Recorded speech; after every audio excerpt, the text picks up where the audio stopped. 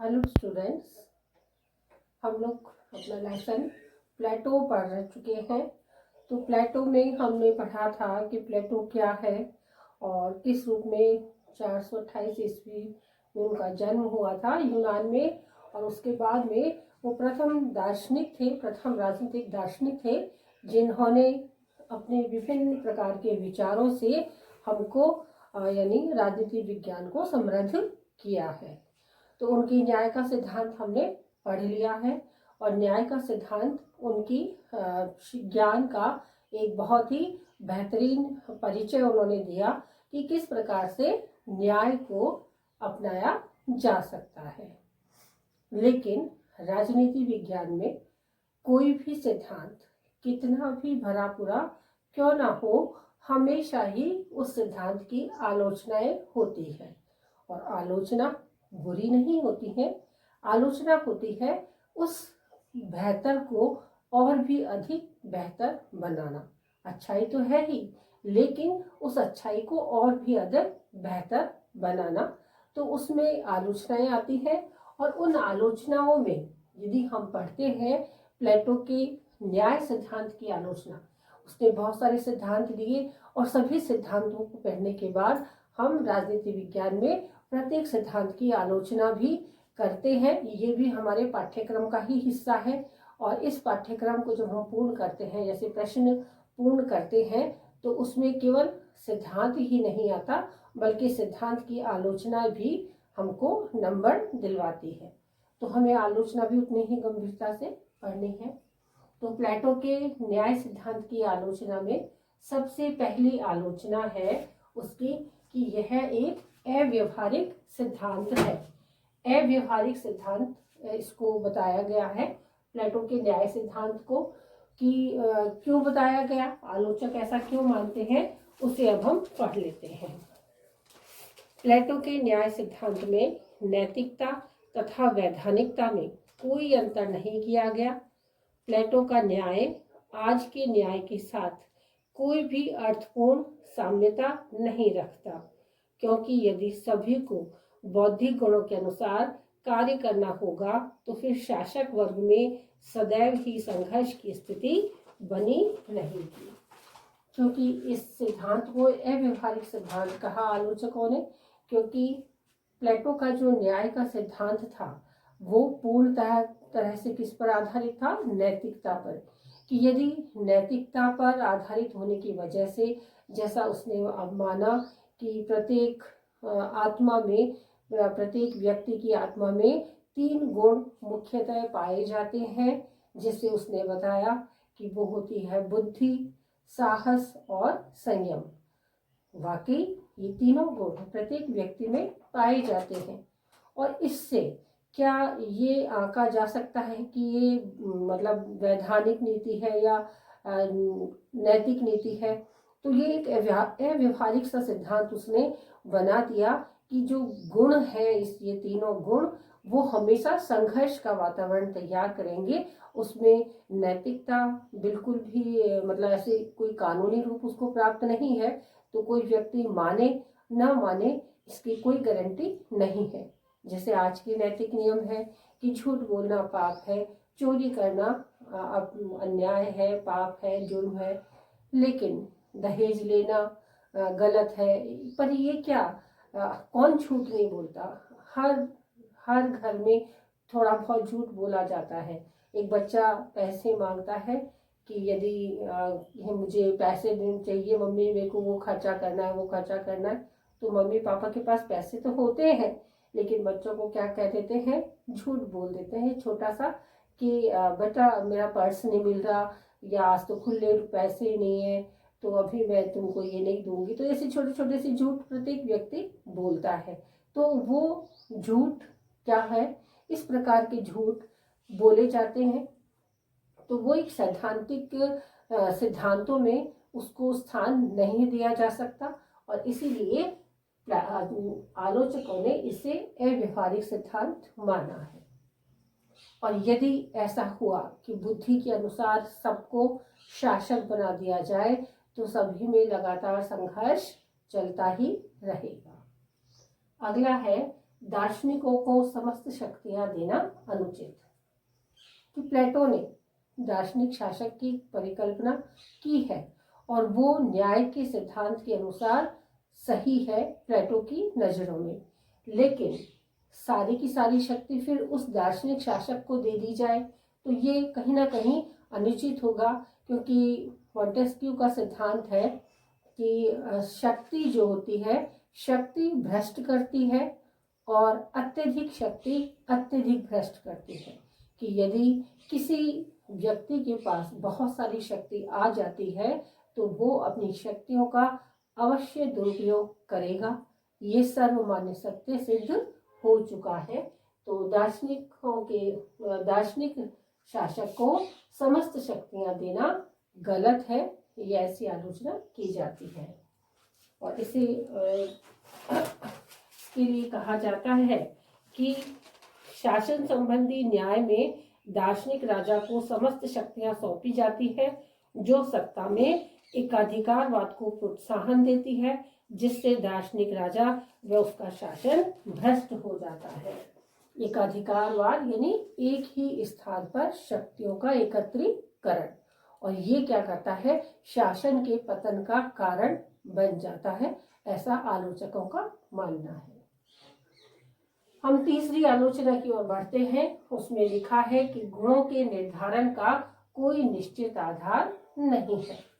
कि जैसा प्लेटो ने बताया कि प्रत्येक व्यक्ति में बुद्धि, साहस और संयम तीनों गुण पाए जाते हैं, और यदि इसका तीनों का अनुपात समान रूप से रहता है तो वह व्यक्ति या वह राज्य या समाज क्या होता है, श्रेष्ठतापूर्ण समाज में पाया जाता है उसका। लेकिन गुणों का निर्धारण कौन करेगा, गुणों का आधार क्या होगा, हम किसे बुद्धिमान मानेंगे और किसे साहस से पूर्ण मानेंगे और किसे संयम से पूर्ण मानेंगे।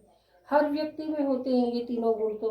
तो क्या सभी के सभी शासक बन जाएंगे, क्या सभी के सभी सैनिक बन जाएंगे, या सभी के सभी उत्पादक वर्ग के लोग बन जाएंगे। तो गुणों का क्या कोई मीटर था, उसके पास कोई इंच टेप था कि भाई ये यहाँ से यहाँ तक नापा तो ये आपने बुद्धि का गुण प्रधान हो गया, तो आप तो क्या है, शासक वर्ग के व्यक्ति हैं। तो ऐसा कोई आधार निश्चित नहीं था, ऐसा कोई मेजरिंग मीटर उसके पास नहीं था जिससे ये माना जाए कि गुणों का निर्धारण इस आधार पर किया जा रहा है। सभी बुद्धिमान है, कौन बुद्धिमान नहीं है, क्या आप नहीं है, क्या और नहीं है, सभी बुद्धिमान है।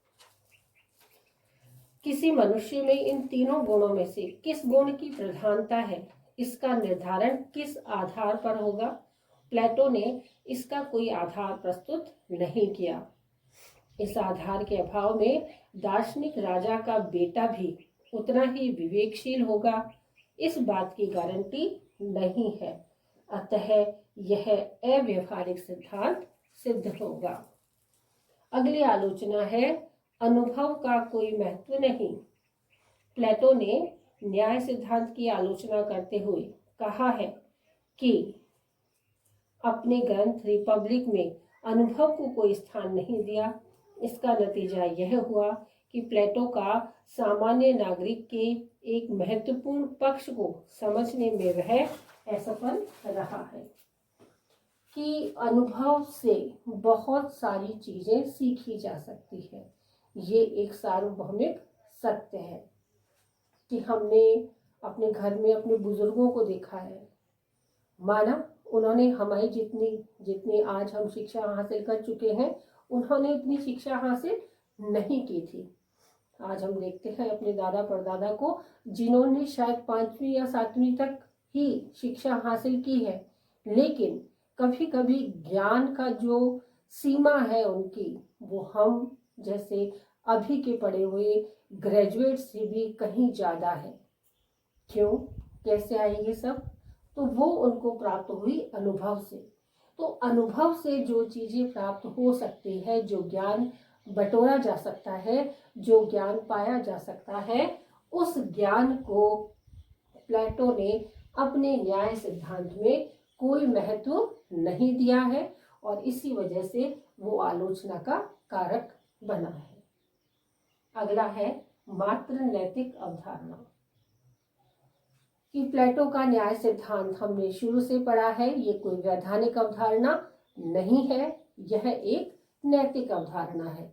और नैतिक अवधारणा होने की वजह से इसे कोई कानूनी शक्ति प्राप्त नहीं होने की वजह से कुछ इसे मानते हैं और कुछ इसे नहीं मानते हैं। क्योंकि जब तक भय नहीं होगा, जैसे डर नहीं होगा, तो उस चीज को माना ही जाए, अपनाया ही जाए, यह कोई सत्य नहीं है। तो ये जो आंकड़े हमारे बताते हैं कि नैतिक अवधारणा है, इसलिए वैधानिकता के अभाव में प्लेटो का जो न्याय सिद्धांत है उसे मात्र एक काल्पनिक तो नहीं कह सकते हम, लेकिन एक कागजी अवधारणा अवश्य कहा है कि कागज में पढ़ने में हमें बहुत ही अच्छी नजर आती है, लेकिन सैद्धांतिक रूप से अच्छी है, लेकिन व्यवहारिक रूप से कहीं ना कहीं इसमें बहुत कुछ अभाव देखा गया है। अगली आलोचना है समाज का सर्वांगीण विकास संभव नहीं। कि जैसा प्लेटो ने बताया कि समाज में शासक वर्ग होगा, सैनिक वर्ग होगा और उत्पादक वर्ग होगा। तो ये तीनों ही वर्ग यदि प्रधान है और ये तीनों ही वर्ग बने रहे समाज में, तो फिर व्यक्ति का सर्वांगीण विकास होगा कैसे? शासक केवल ऑर्डर देगा, सैनिक केवल सीमाओं की रक्षा करेंगे या सुरक्षा व्यवस्था में ध्यान देंगे, और उत्पादक वर्ग उत्पादन का काम करेगा। तो बीच के जो मध्य स्तर के लोग हैं वो कहाँ जाएंगे? उनके जीवन का विकास कैसे होगा? और ये जो हम बात करते हैं कि सर्वांगीण विकास जिसे हम कहते हैं, जिसमें शारीरिक, मानसिक, नैतिक, भौतिक और हमारे जो धार्मिक पक्ष है, मतलब इतने सारे जो हमारे जीवन के पक्ष हैं, उन पक्षों का कहीं ना कहीं प्लेटो ने प्लेटो की अवधारणा में उसका अभाव देखा गया है, और इस अभाव के कारण वो आलोचना का पात्र बना है। कि समाज में हर प्रकार के लोग होते हैं, और जो माना जैसे अभी भी देखा जाता है कि कोई अंधे हैं, कोई अपाहिज है, या किनका मानसिक संतुलन ठीक नहीं है, तो वो लोग क्या करेंगे? समाज में तो सभी को एक दूसरे की आवश्यकता होती है, तो ऐसे लोगों को तो कोई पूछेगा भी नहीं। और सबसे बड़ी चीज है विकास की, कि जो विकास व्यापार के माध्यम से होता है, वो व्यापार ही हमें लाभ, हानि, सच, झूठ, इन सब में कहीं ना कहीं बहुत अधिक अनुभव करवा देता है। तो ये जो समाज का सर्वांगीण विकास व्यापार के द्वारा होता है, उसकी कहीं ना कहीं इसने अवहेलना की, और उसी अवहेलना के कारण प्लेटो का न्याय सिद्धांत आलोचना का पात्र बना है। अगला पॉइंट है वर्तमान राज्यों पर लागू नहीं। कि वर्तमान में हम देखते हैं कि राज्य एक लोक कल्याणकारी संस्था है, और लोक कल्याणकारी संस्था होने की वजह से उसने जितने भी कार्य किए हैं वो कैसे कार्य किए हैं कि लोगों के हित में, सार्वजनिक हित में लगातार वृद्धि होती चली जाए। तो उस वृद्धि के कारण जो भी कार्य किए जाते हैं, जैसे सड़क निर्माण है, जल की व्यवस्था है, आवास की व्यवस्था है, विद्युत की, बिजली की व्यवस्था है, या और भी चिकित्सा है, शिक्षा है, बहुत सारी चीजें जो वर्तमान राज्यों में उपलब्ध कराई जाती है, वो प्लेटो के न्याय सिद्धांत में कहीं ना कहीं उसका अभाव नजर आता है। क्यों नजर आता है? क्योंकि शासक जिसके पास, प्लेटो के हिसाब से जो दार्शनिक शासक है, जिसके पास शक्तियों का एकत्रीकरण है, जहां एकाधिकारवाद है, वो निरंकुश हो सकता है, और उसकी निरंकुशता का जो प्रभाव पड़ेगा जनता पर, वो प्रभाव कहीं ना कहीं राज्यों में दुविधा उत्पन्न कर देगा। और उस समय के राज्य तो थोड़े छोटे थे, यूनान छोटे छोटे नगर राज्यों में बटा हुआ था, छोटे छोटे नगरों में बटा हुआ था, और उन नगरों में लगातार संघर्ष चलता रहता था। तो ऐसी स्थिति में जहाँ संघर्ष हो, तो संघर्ष के समय हम शांति की बात नहीं कर सकते, और जब शांति नहीं है तो हम लोक कल्याण की बात नहीं कर सकते। कि जब भी हम कभी लोक कल्याण की बात करते हैं या सार्वजनिक हित की बात करते हैं तो वो शांत मन से सोचने के बाद ही ऐसे विचार आते हैं। लेकिन जब सब तरफ संघर्ष है तो संघर्ष में हमें ऐसे विचार नजर ही नहीं आते।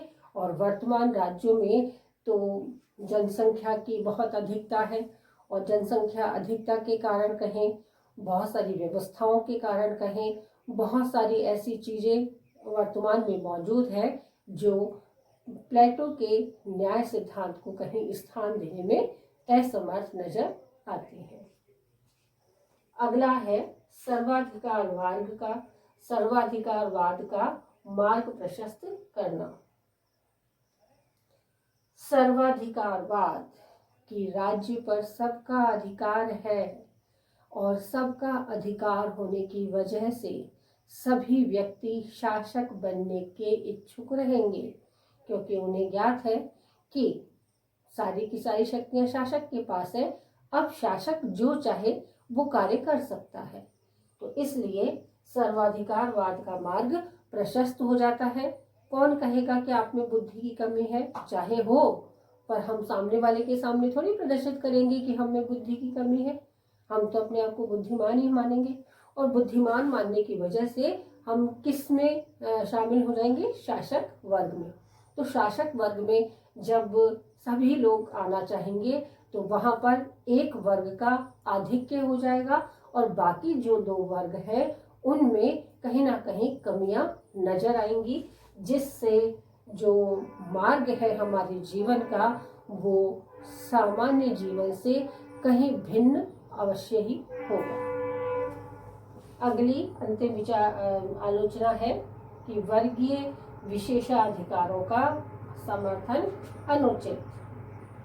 कि जैसा प्लेटो ने हमें समझाया कि क्या होगा कि बुद्धि, साहस और संयम से समाज में 3 वर्ग उपस्थित हो जाएंगे और तीनों वर्ग को विशेषाधिकार प्राप्त है कि वह उस गुण की प्रधानता होने की वजह से वही कार्य करेगा।